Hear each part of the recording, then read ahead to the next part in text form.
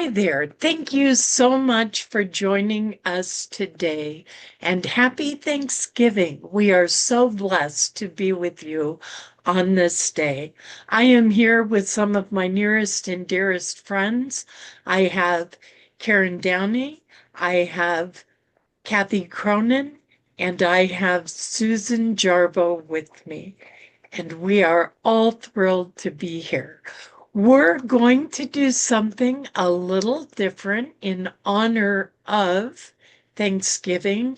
I'm going to actually open us with my topic, which is a Unity Thanksgiving prayer.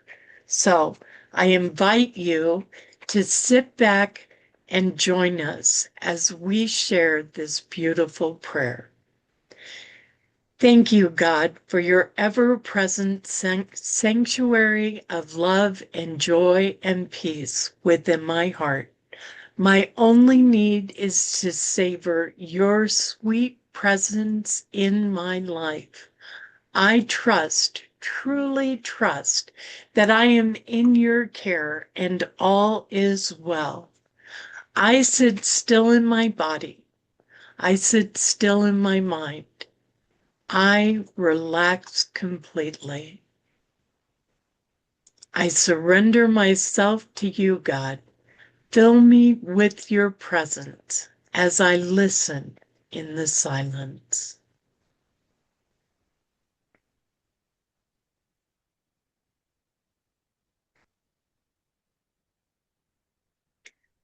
Holy presence within me, I am willing to release all feelings of hurt and anger and resentment. Help me know true forgiveness and see each person as a part of you. Let my words and my actions serve only to glorify you. May they heal and comfort and harmonize my life and the lives of those around me. Thank you, God. Great Spirit of this universe, how glorious are your ways. My human mind cannot fully grasp the magnitude of all you are, yet I know I am yours.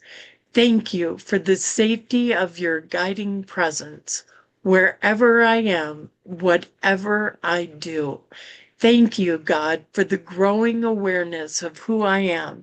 You have created me to express you. I make a commitment today to be in your hands, your voice, your heart. Live your life through me fully and completely. Thank you, God, for your powerful healing presence as it touches every atom of my body, calling forth a radiant wholeness. I choose this day to serve you, God, to let my love radiate to all people, to be an inspiration to help lift others.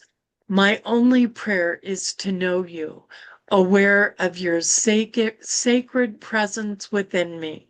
I am a blessing to all those I touch. Gentle Spirit, I have heard your call. I feel you drawing me closer to the realization of your presence in my life. I hunger to know you more. I want to love you more, to serve you more. I am willing to let you take charge of my life. Show me your way, God, for I am ready and I am grateful. Thank you, God. So, thank you all. That is my topic for today, my unity prayer of Thanksgiving. And now I would like to share some of my personal Thanksgiving practices and policies, what Thanksgiving has meant to me and my family as we have gone through the years. It's been a lot of years. When I was growing up, Thanksgiving was always held at my house, my mom's house, and we would have all of the cousins and all of the relatives, and it included lots of football and feasting, and all the cousins would play together. And for me, it was just kind of a big party.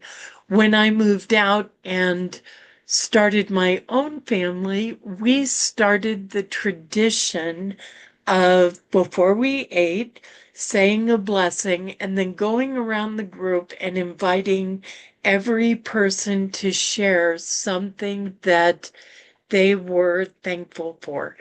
Honestly, in my early life as a mother, I made Thanksgiving very difficult for the people around me. I wanted everything to be perfect. I wanted all the food to be perfect.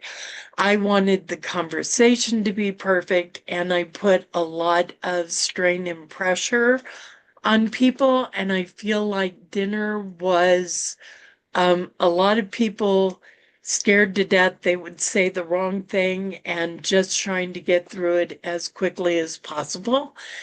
And as I matured, I realized that Thanksgiving is an opportunity to let anybody bring whatever they want to bring. Today, Thanksgiving at my house looks a lot more chaotic than it did when I was a more controlling person.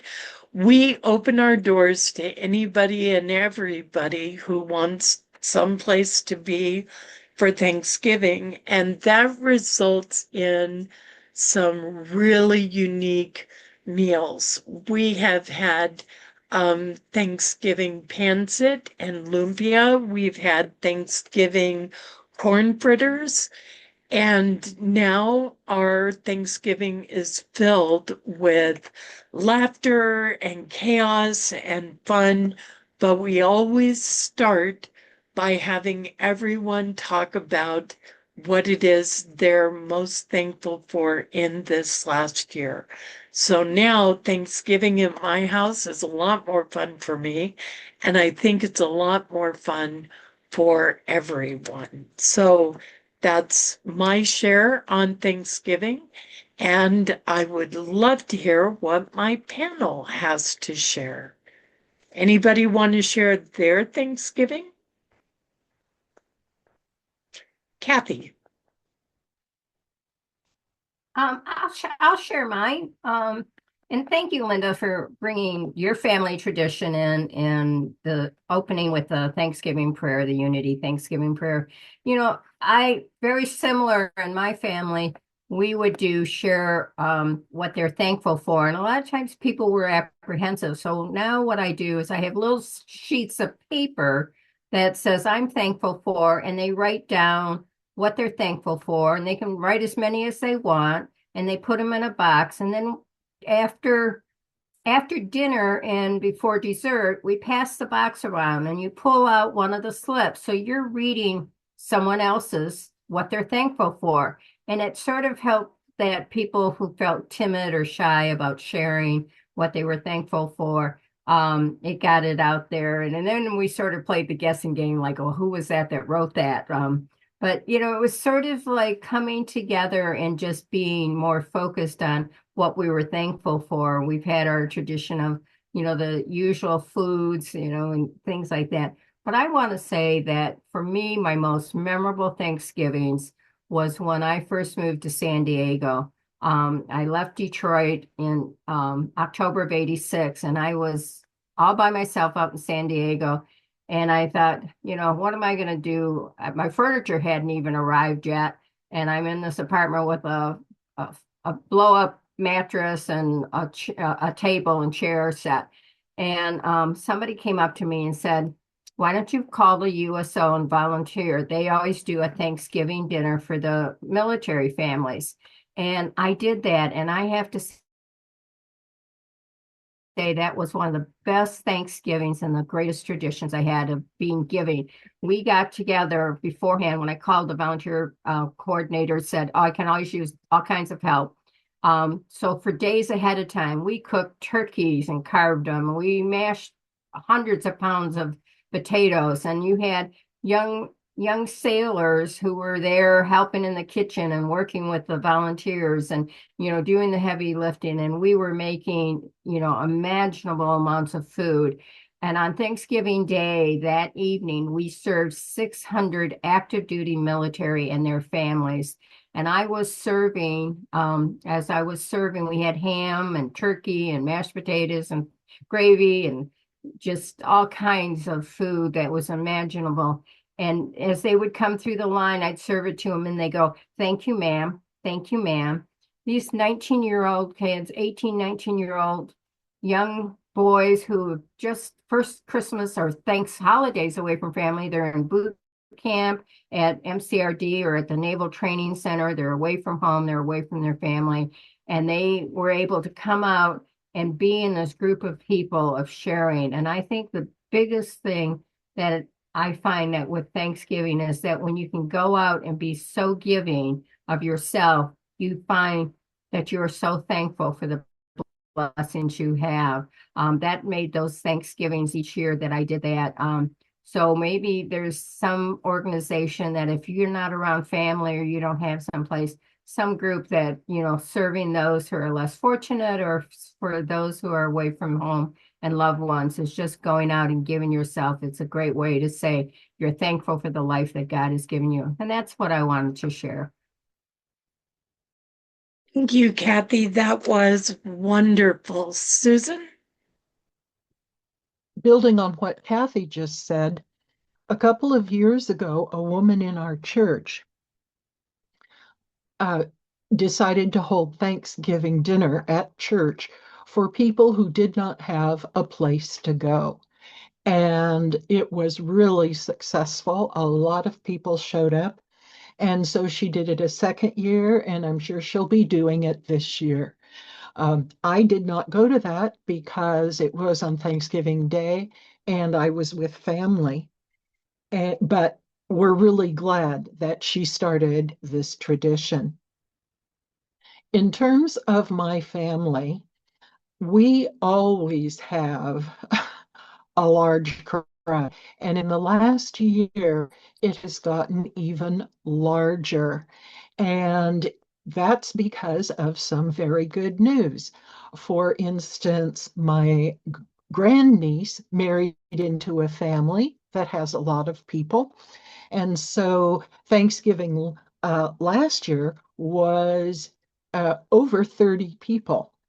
And that's quite a few. So we don't go around saying what we're thankful for because all the food would be cold by the time we were done. We always do say a prayer, however.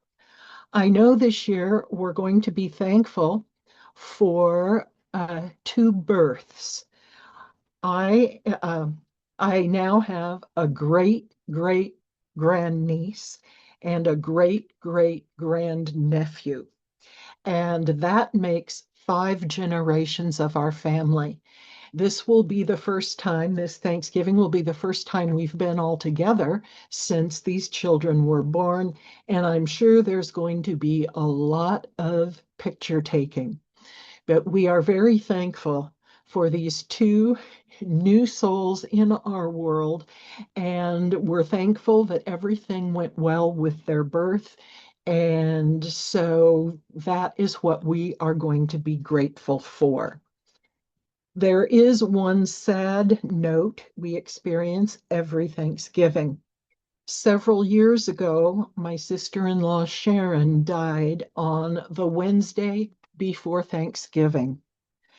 And we held Thanksgiving dinner anyway, of course, uh, but it was a very sad occasion. And so every Thanksgiving, we remember her. And last year, I think it was last year, Thanksgiving was the day, the anniversary day. So that is another reason why we're happy for these two new offspring. We've lost a wonderful woman and gained two new souls. And that's my projection for our Thanksgiving. Thank you for those shares. How interesting. Starting with what I remember of childhood and being little and everybody gathering at my grandma's house, there was tons of food, tons of drinking, and a bunch of cousins.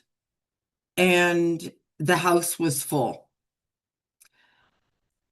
Then during my married life, um, it's interesting. The Thanksgiving dinners started out over at my in-laws' house. However, those didn't always end real well because there was so much drinking involved. So my mother-in-law canceled. No more Thanksgiving dinners here. So Gary and I started having them at our house. And I don't really remember a whole bunch, to tell you the truth. I know we cooked together. I know we ate together. And as the kids got older and started getting married, it was more difficult to have dinner together because they had other families that they had to go to. So, and a lot of times, like after my divorce, I might have been out of town. I might have been living in California at the time or living out of the country. So things just changed.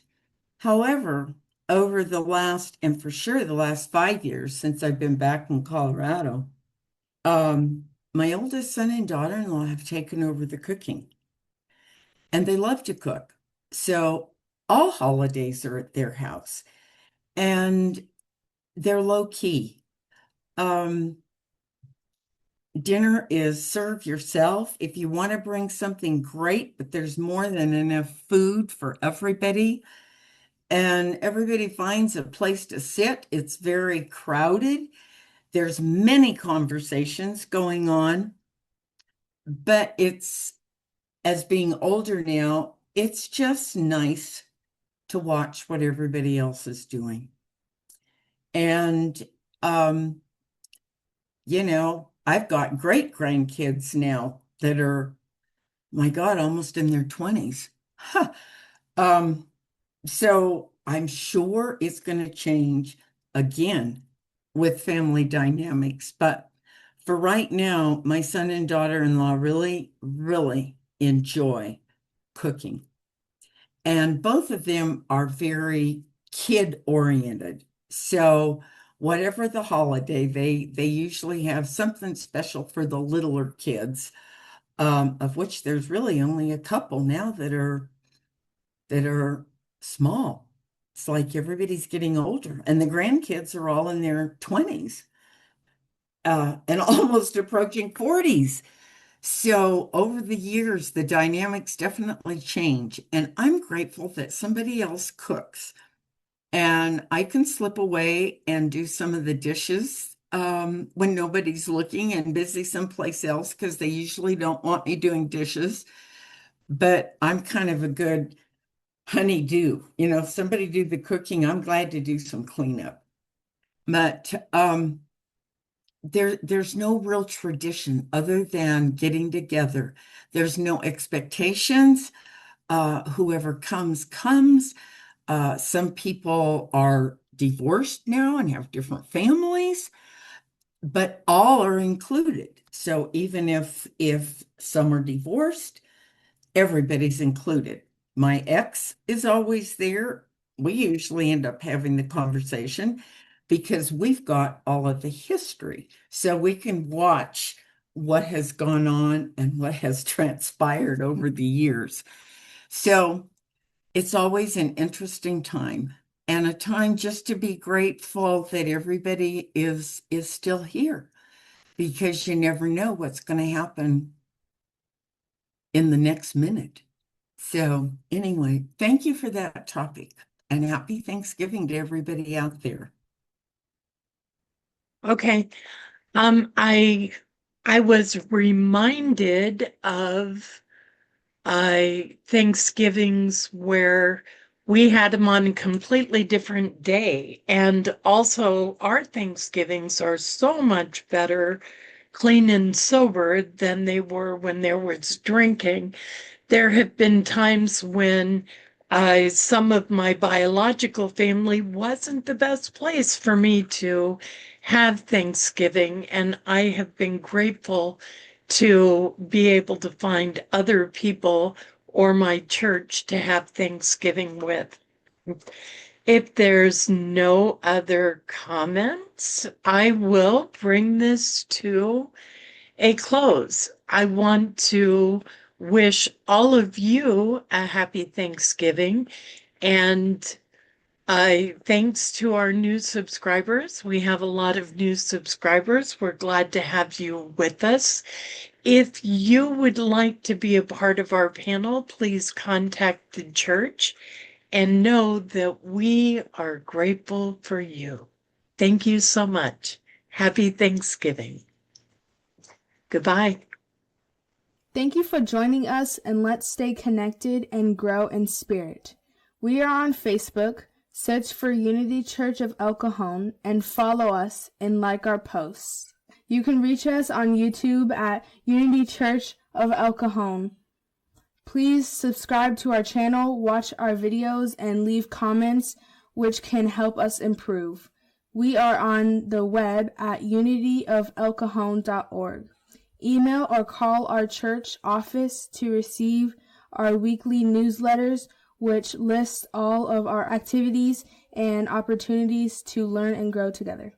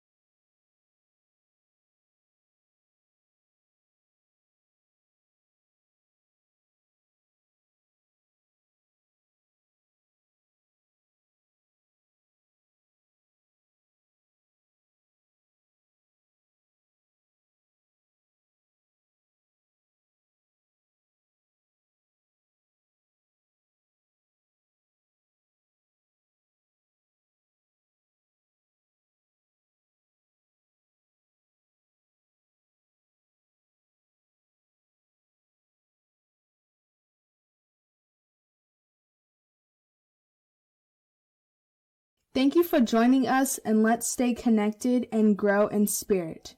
We are on Facebook.